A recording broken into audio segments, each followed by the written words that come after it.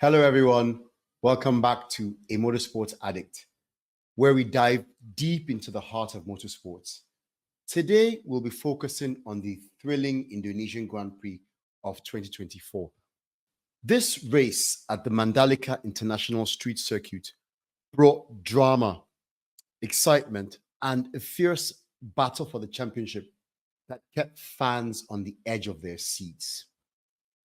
As we delve into the details of this incredible race weekend, we'll cover everything from the championship standings leading into the race to the spectacular performances of the riders on track, including some surprising turns of events. Let's start with the build-up to the race. But before we begin, I want to appeal for your support for this channel. Please give this video a thumbs up, which tells the YouTube algorithm to push the video to more viewers. If you haven't done so already, please subscribe to this channel and hit the bell icon to receive a notification whenever I post a video.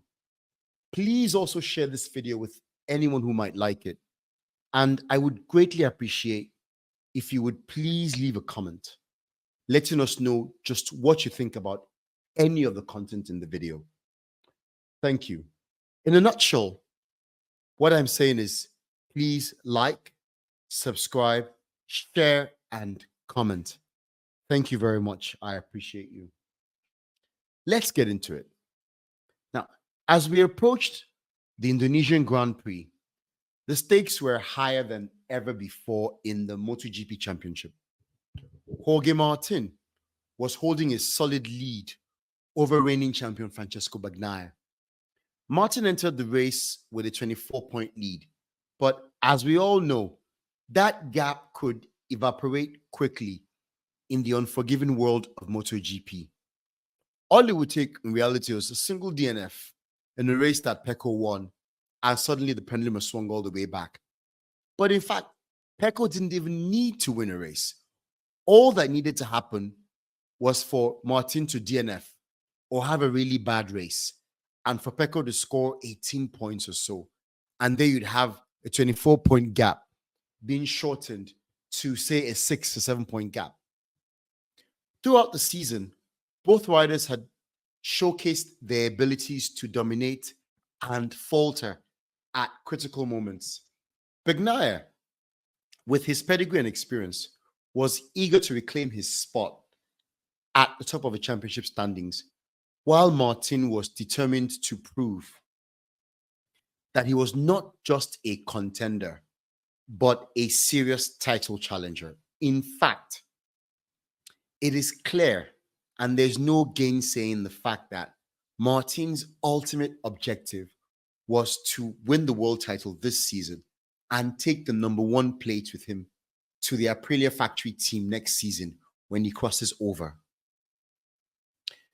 For this reason, the Indonesian Grand Prix had become a significant focal point in the championship narrative, especially after Martin's crash in the same race last year. In 2023, Martin crashed out of a very comfortable lead after dominating the race weekend, handing over the lead in the championship to defending champion Pecco Bagnaia. Would Martin be able to shake off the ghosts of the past and deliver a sterling performance? Or would the pressure of the championship get to him? These questions loomed large as we headed into the weekend. Undoubtedly, Martin held the advantage in terms of momentum, having recovered from a horrible weekend at the San Marino Grand Prix to reopen a 24-point gap at the Emilia-Romagna GP at the same circuit 2 weeks later. For his part, Pecco needs to cut out the errors and maximize his point haul if he's to remain in contention for the title. He really cannot afford another debacle. Heading onto the track, the practice sessions offered the best glimpse of how the weekend might unfold. The 3 practice sessions offered crucial opportunities for riders to fine-tune their setups and acclimatize to the circuit's unique challenges. During FP1, it was clear that the weather would play a significant role. Tropical heat and humidity posed challenges, with riders struggling to find grip on the track. Jorge Martin managed to showcase his prowess, setting competitive lap times.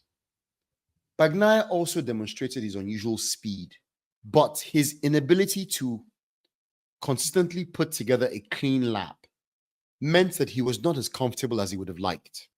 By the end of the practice sessions, Martin had found a solid rhythm, while Bagnaia had a bit more work to do to ensure that he was fully prepared for qualifying.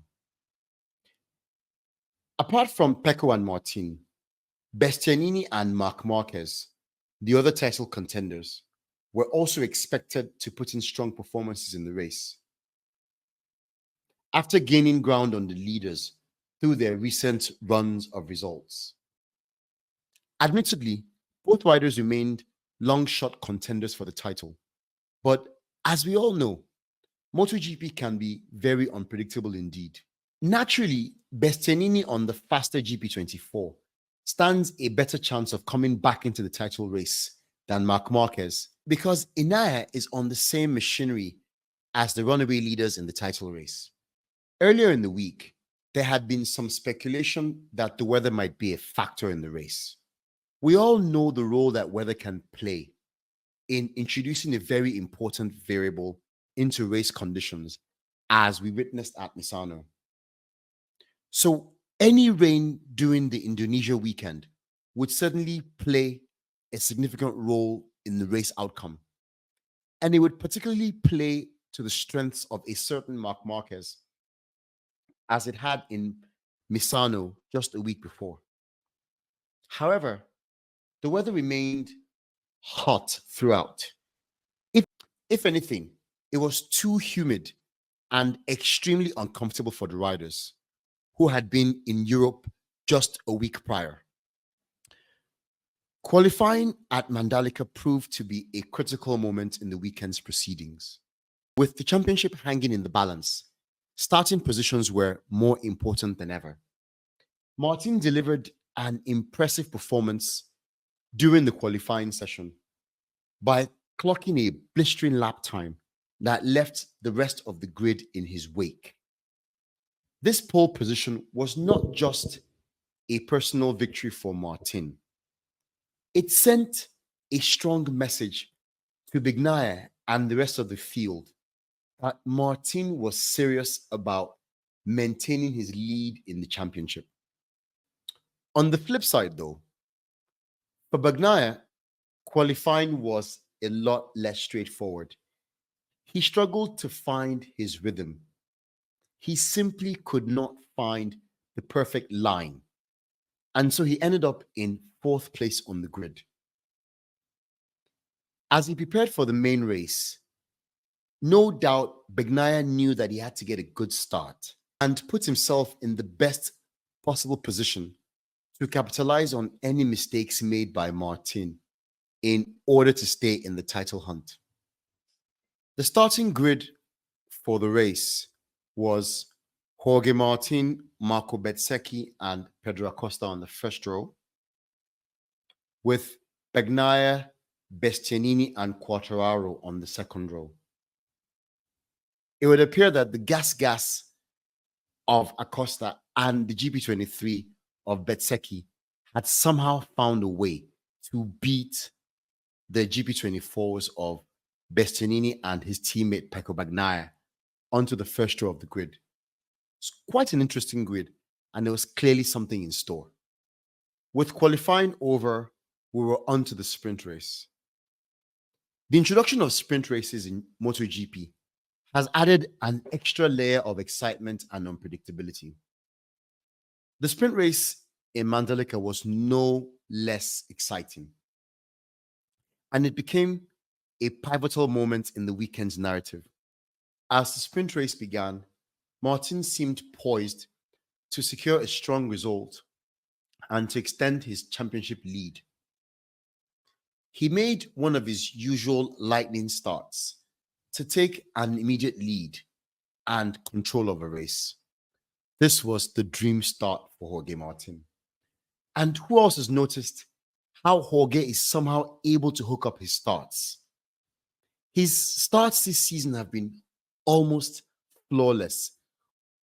In contrast, Pecco has more often stuttered and struggled to get off the line, which has affected his performance in several races this season. Well, this time around, Pecco made a good getaway. Recovering from his start on the second row, he made a couple of smart passes to grab second place. He settled in behind Martin, prepared to play the role we have often seen him play this season, where he hounds Martin into an error. The race was on. However, the contest between Martin and Bagnaia was not to last very long this time around. Disaster struck very early when Martin crashed out of the race in a heart-wrenching twist that left him and his fans in disbelief. In one incredible instant, Martin's strong weekend was turned upside down. And Pecco now had the opportunity to reduce the points gap between them. And of course, he seized the opportunity. Pecco had a comfortable solo ride in front for most of the race, with Bezzecchi and the fast-starting Marc Marquez in close pursuit. And who was closing fast behind them? Bastianini, the rider famously known for his late race pace. Yet another twist. Bezzecchi suffered an issue under braking and dropped out of contention for the race win, leaving Marquez and Bestia to challenge Pecco for the win. Bagnaia held his own until the final laps, when he came under pressure from a resurgent Bastianini. But he was able to hold on to win the sprint, a critical victory that not only earned him 12 valuable points, but also brought him closer to Martin in the championship standings. The sprint race could have been Martin's moment to solidify his lead. Instead, it gave Bagnaia a lifeline and a renewed sense of purpose. As they headed into the main race, Martin's lead had shrunk to just 12 points, and the tension was palpable. Bring on the main race on Sunday. Heading into Sunday's main Grand Prix, most question marks were about Martin. Having crashed out of the lead of the main race in 2023 and the sprint race on Saturday, there were, of course, very valid questions about his mindset. Although he was the fastest rider around the Mandalika circuit, he would also be concerned about his recent crash record around the track. And following recent events at Misano and the sprint, he will be worried about a crash which would cost him even more ground to Bagnaia. The stark reality was that if Martin failed to finish or score points for any reason, and Bagnaia finished on the podium, he would leave the weekend back in the lead of a title race. So there was plenty to play for on Sunday. If the sprint race was a nightmare for Jorge Martin, the main event was a stunning redemption arc. The stakes were high and the pressure was on. The memory of his crash was still fresh in his mind, and Martin definitely knew that he had to deliver a perfect race. And from the start, Martin showed his determination. He launched off the line with precision, immediately establishing himself as the race leader. His ability to control the pace and fend off challenges was remarkable. As the laps ticked down, it became clear that Martin was simply in a league of his own. Bagnaia, on the other hand, had an initially poor getaway, but he was somehow able to recover and avoid falling back into the pack. From the very first lap, Pecco had to fight his way through the horde to position himself for a challenge. Starting from fourth, he showed his skill and tenacity. maneuvering through the field and climbing up the order.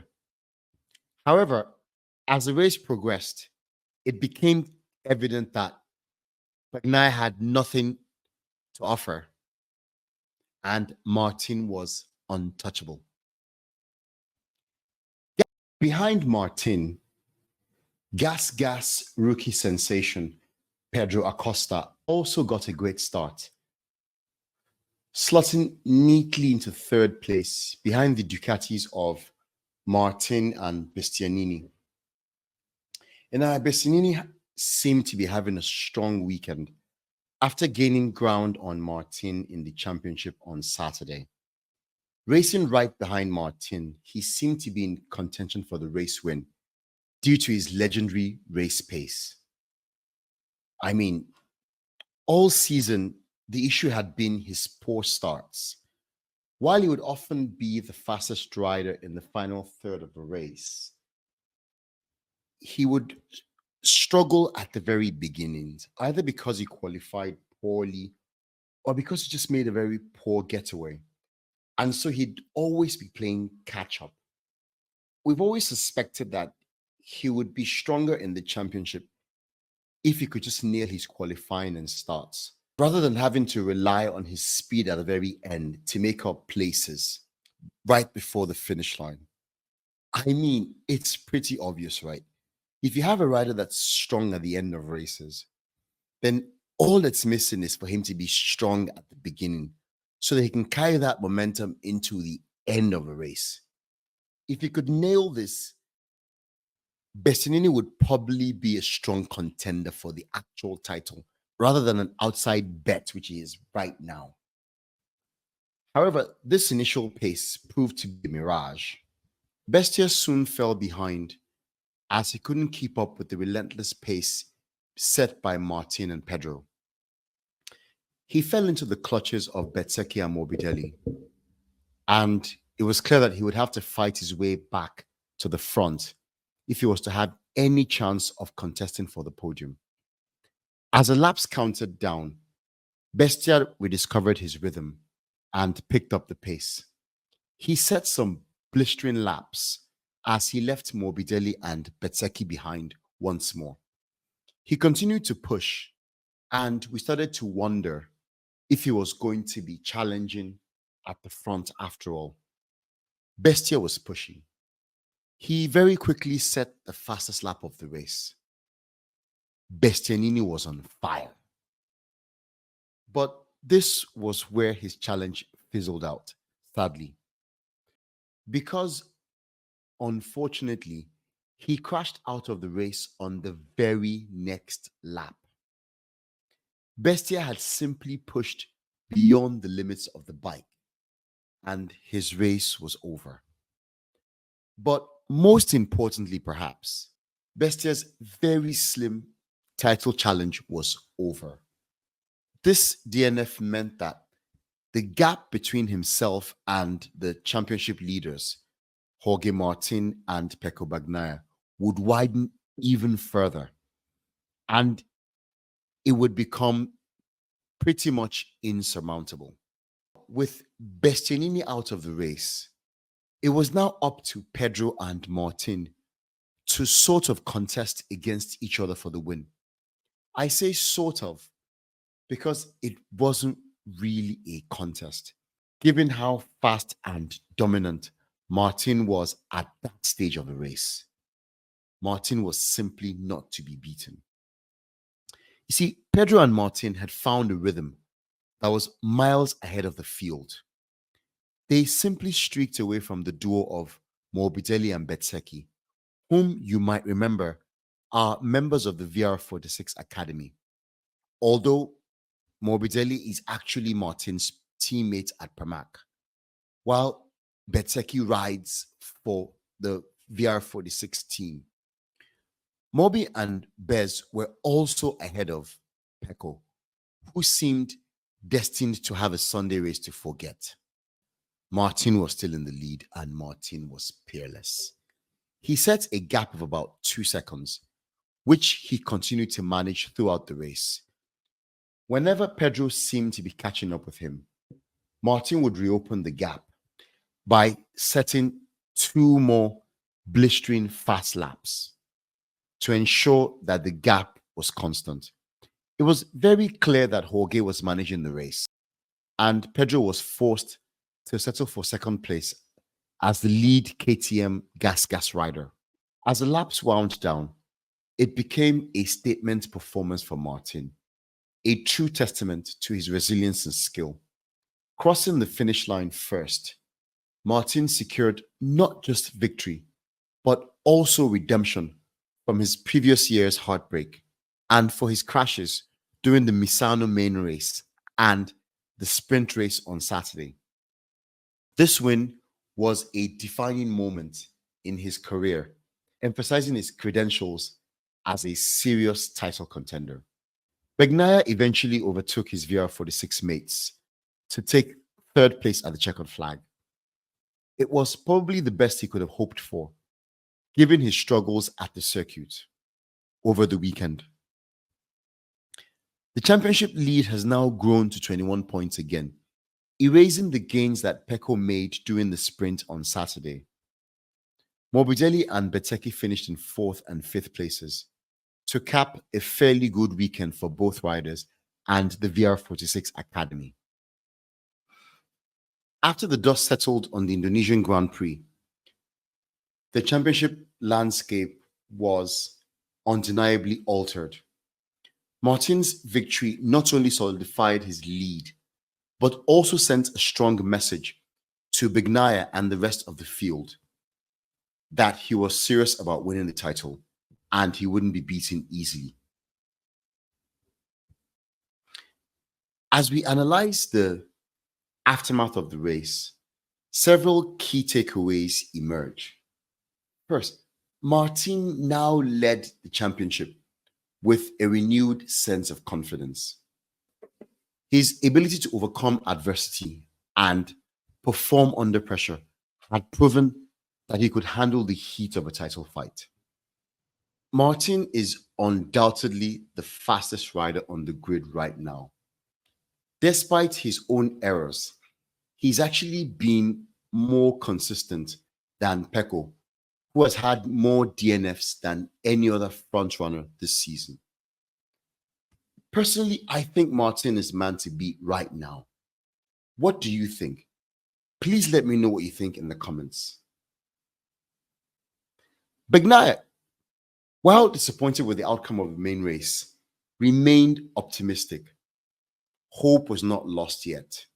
A 21-point gap is not an insurmountable deficit in the grand scheme of things. Bagnaia had shown flashes of brilliance throughout the weekend and was still very much in the championship conversation. However, he knew that he had to reduce the number of mistakes and capitalize on every opportunity in the remaining races. The rivalry between Martin and Bagnaia had reached a boiling point. Both riders recognized that every point counted, and as the championship moved forward, every race would be crucial. The stakes would only get higher, and with each passing weekend, the pressure on both riders would continue to mount. Looking ahead, the MotoGP calendar features several tracks that favor different riding styles and team setups. The next races would be critical in determining whether Martin could maintain his lead or if Bagnaia could claw his way back to the top of the standings. Like the pundits, I am left wondering if either of the title protagonists has any desire to actually win this title. I mean, both riders are so eager to give it away that they immediately surrender any advantage they gain on any given weekend. The pendulum has swung so many times in both directions that you'd get whiplash if you tried to keep up.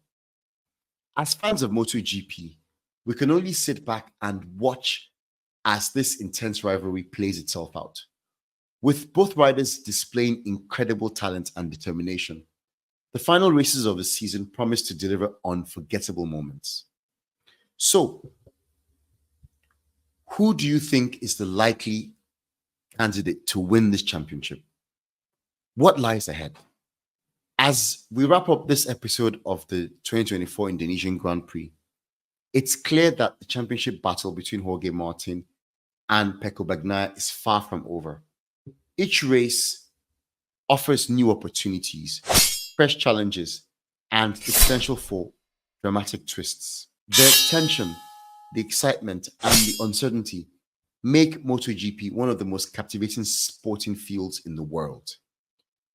We'll continue to follow this fascinating championship fight as it develops, analyzing each race and celebrating the incredible talent on display. And so we come to the end of another episode of A Motorsports Addict. I want to thank you for joining me today for this episode. If you enjoyed this episode, please give this video a like. And if you haven't done so already, please subscribe to this channel. Please leave me a comment on any issues that you heard in this video. Who do you think has the upper hand right now? Who do you think has the best chance of winning the championship? Will it be Bagnaia or Martin? Please let me know what you think in the comments. Thank you very much. And be sure to tune in for our next episode, where we'll dive even deeper into the upcoming races and continue our exploration of this thrilling season. Until then, thank you very much and have a good day.